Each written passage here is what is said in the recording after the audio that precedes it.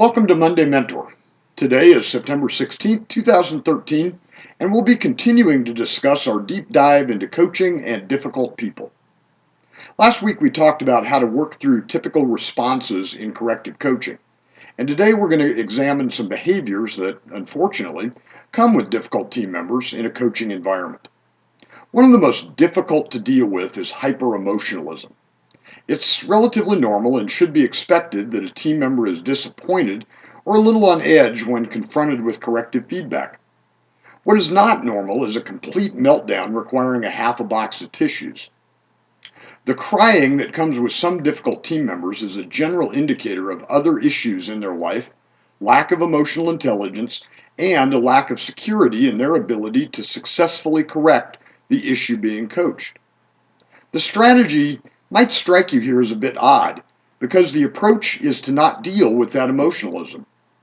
An effective leader realizes that their point will not be communicated well through the fog of emotion, so the leader will defer the interaction.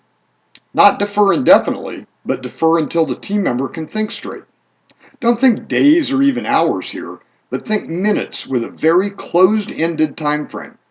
Say something like, "Take a little bit of time to compose yourself, and we'll meet back here again in 30 minutes. You don't ever want to validate that emotionalism will eliminate or reduce any corrective coaching dialogue. The other side of emotionalism is a team member being argumentative and even rude. You'll want to deal with this approach in a similar manner, but with a much more firm and assertive approach. Do not argue back or get sucked into saying something like, get something that you don't want to say.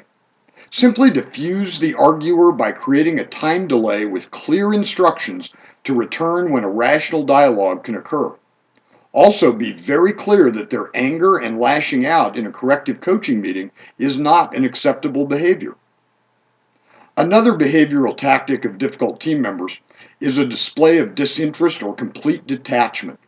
It often sounds like kind of a whatever, or you do what you need to do. Unfortunately, there's no real cure for this, and even though you may want to grab that team member by the collar and shake them into full attention and engagement, that creates a whole new set of issues for you.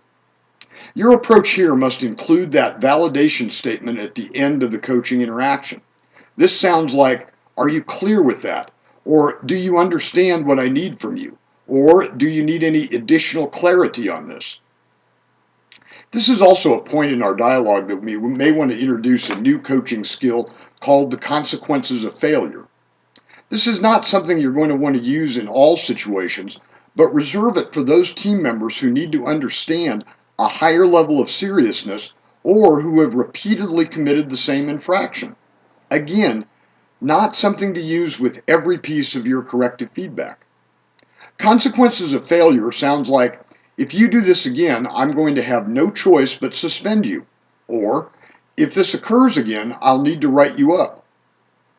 In order of proper corrective feedback coaching, it would be event, expectation, consequences, and clarification statement. In totality, the example sounds like, "You were late again today." That's the event. "I need you here every day at 8. That's the expectation. "If this happens again, I will have to put you on probation." That's the consequence package. "And are you clear with that?" That's the clarification statement. Some people will see this as a bit heavy-handed, but with multiple offenders and the disinterested, it may be the only way to get their attention. It also becomes an important approach to telling team members that there are consequences to their action and to avoid any surprises if the poor behavior or performance occurs again.